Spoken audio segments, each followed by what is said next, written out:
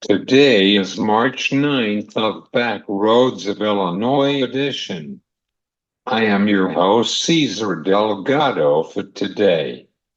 This is your agricultural news for agricultural information on the agricultural industry in Midwest alongside in the countryside.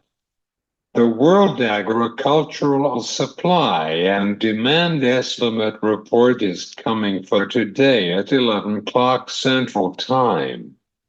The report is coming after the opening before the acreage report on March 30th. The President Joe Biden made his State of the Union last night. I don't know about the SAF and trade for our customers with China. Could he look like other alternatives for our agricultural products?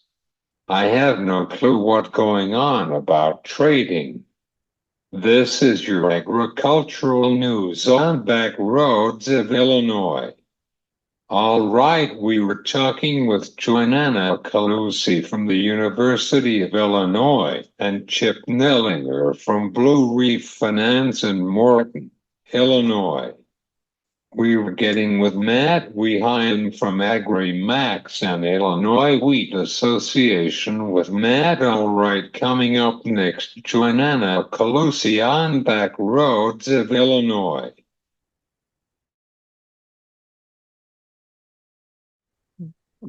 Welcome back to join us on Back Roads of Illinois with Joanna Colussi from the University of Illinois at the College of Agricultural and Consumer Environment Sciences in Champaign.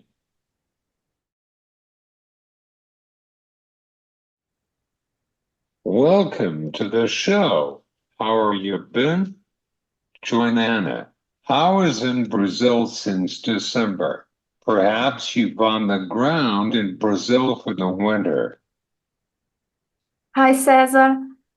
Thanks for having me in this show again. Yes, I was in Brazil actually from December to beginning of January. And now it's summer in the South Hemisphere. I was in Rio Grande do Sul, one of Brazil's southernmost states. During my stay there, I visited some fields where it has been raining a lot this season, far more than normal. And the main reason is El Nino.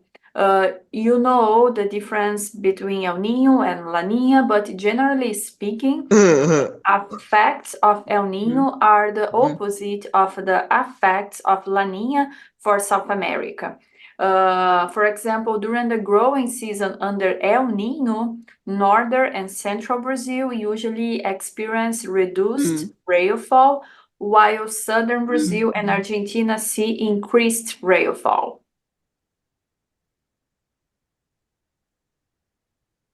Yes, ma'am, I know.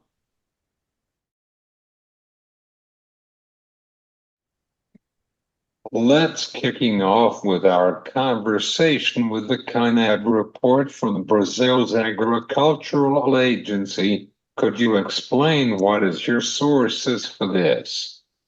Joanna. Yes, so just for you have some idea, as of March 2nd, almost 50% of the soybean crop was harvested in Brazil. Brazil's 2023-24 soybean crop is expected to be around 5.5 billion bushels, down 4% compared to last season. The hot and dry weather in key producing areas in Brazil has reduced the yield potential. CONAB and also private consultancies have slashed their estimates several times since late last year. In November, for example, last November, the forecasts were close to 6 billion bushels, a record, and now is 5.5 billion bushels. Brazilian farmers have been facing dry and hot weather since the beginning of the crop season in September, in October, especially in the state of Mato Grosso, the larger soybean and corn producer in Brazil.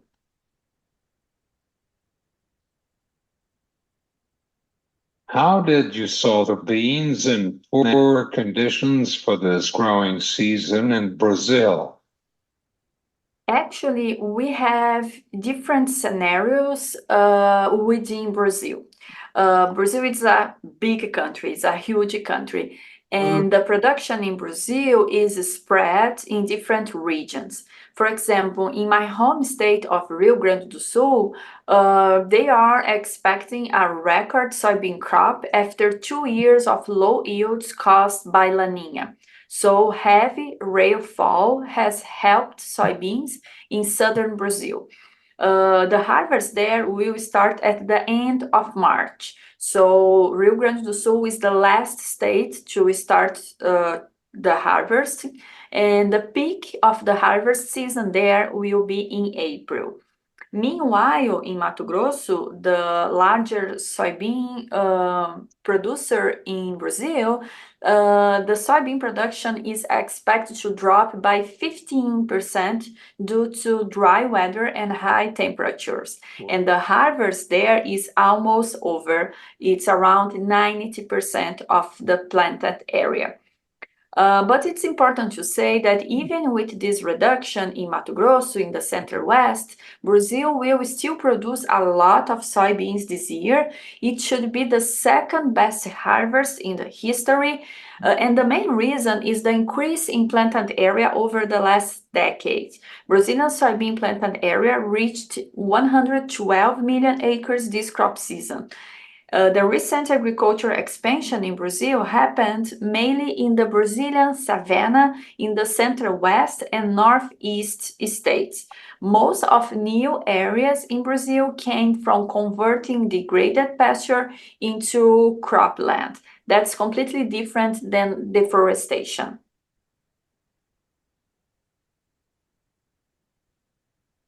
U.S. farmers is getting ready for this planting season in Midwest alongside in Illinois. However, do you see the acreage dilemma in the acreage report on March 30th? Yes. U.S. farmers is getting ready for this planting season in Midwest alongside in Illinois. However, do you see the acreage dilemma in the acreage report on March 30th? Yeah, I know that there is a expectation that American farmers will reduce its corn acreage and increase the soybean planted area. It's similar than what's happened in Brazil in this crop season. Farmers reduce the corn planted area and increase the soybean planted area.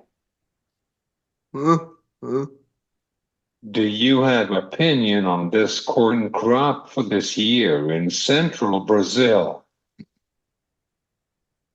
So looking into corn production in Brazil, 60% of the second crop corn was planted in Brazil so far, ahead for their long-term average. Planting has gone well so far. The safrinha corn in the country relies on good subsoil moisture built up now during the wet season to sustain the crop until the end of its life cycle in June and July. So the amount of rain in center-west of Brazil in March and April will be crucial for the second corn crop in Brazil. The faster that the corn can get through its reproductive stages, the higher the chance for good yields. Currently, more than 70% of the corn produced in Brazil is from the second corn crop planted right after the soybean harvest.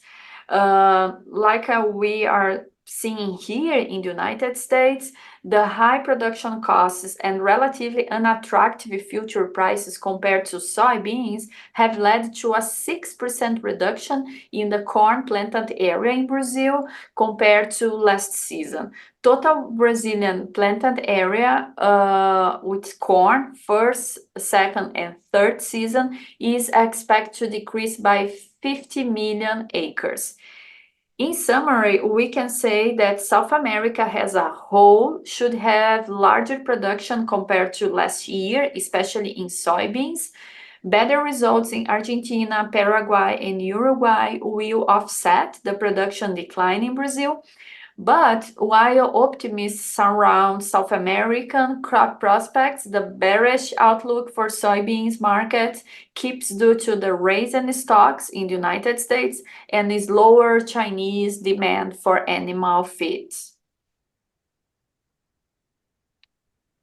We will see for this spring in Midwest. Yes. Do you have final thoughts on Brazilian production? Yeah, regarding the Brazilian production, we can expect a decrease around 4% in soybean production and a decrease around 10% in the corn production because of the smaller area. But when you look at the South America as a whole, we are seeing one bigger soybean production there, and that's the reason that the prices keep going down in the international market.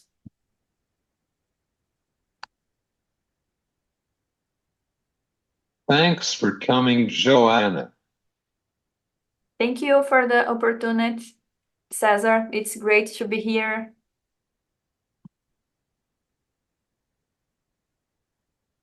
This is Joanna Colussi from the University of Illinois College of Agricultural and Consumer Environment Sciences in Champaign.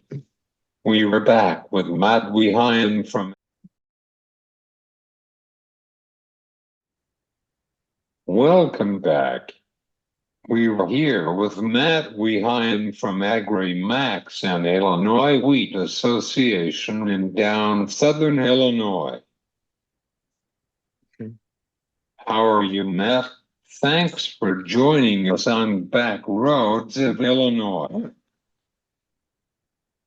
I'm doing well. Thank you very much for having me. Let's start with our conversation on your company in southern Illinois. Could you explain to our listeners about your company for the wheat growers in Illinois, the region? Yeah, happy to. I'm Matt Waymeyer. I'm the president of AgriMax Wheat Company, and we are located in Mascoutah, Illinois, which is in southwest Illinois. We are a family-owned independent wheat company, and we are a wheat-only brand. Farmers across the eastern half of the United States, 24 states in all, plant AgriMax wheat, and we are focused on bringing superior wheat varieties to the American farmer. And so we've had a lot of success over the last several years, and it's been fun to watch our varieties in the marketplace. It's been fun to watch our growers produce the yields that they have with our varieties, and we're pretty excited about the future. What is the wheat yields near Bi-Cities in Carbondale, Mount Vernon, Paducah, Kentucky? This past season, it was a record wheat production for a lot of growers.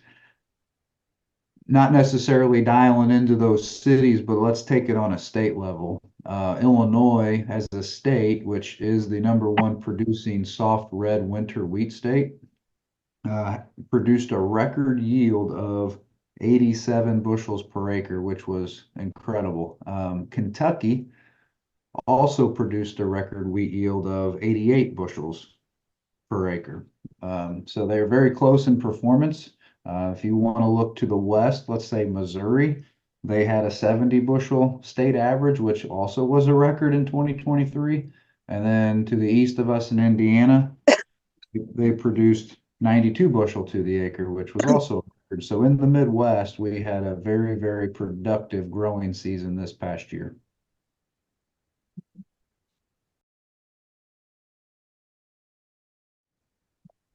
How do you have any final thoughts about these wheat yields in your company, Illinois Wheat Association? For the Illinois Wheat Association, that's a member organization. I'm on the board of directors for it, and it's a great organization. It's mostly comprised of wheat producers in the state of Illinois, industry professionals, university professionals, and the like. So it's a great organization that provides educational opportunities for members. It provides legislative benefits as well, such as the Illinois Ag Legislature Day coming up here shortly, here in March. And it's just a nice organization. As for final thoughts for wheat production in this region, it's a very important crop. Soft red winter wheat is used in cookies and crackers, pastries, and it is a vital piece to the Midwest region, with Illinois being the leading state in the eastern U.S. and top 10 nationally for wheat production.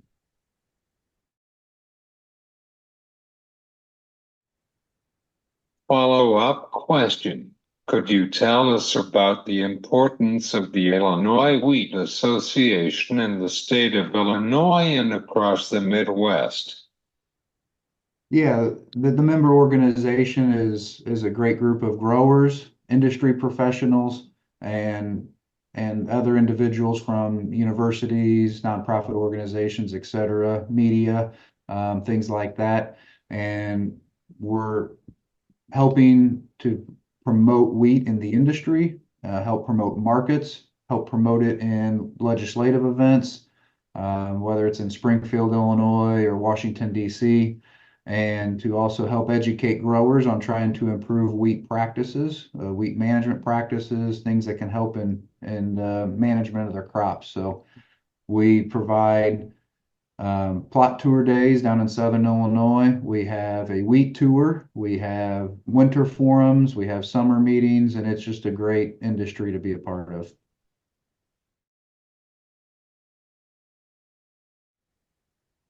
Thanks for coming, Matt Weehan from AgriMax in Southern Illinois. We're back with Chip Nillinger on your commodity markets update.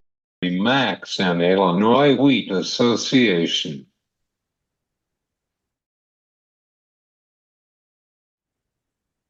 Welcome back.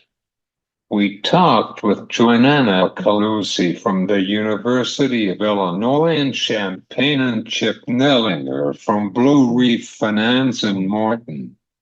I've been thinking about the commodity markets as continue reading down for corn and beans, but the livestock market are high, especially in the feeder cattle and lean hog.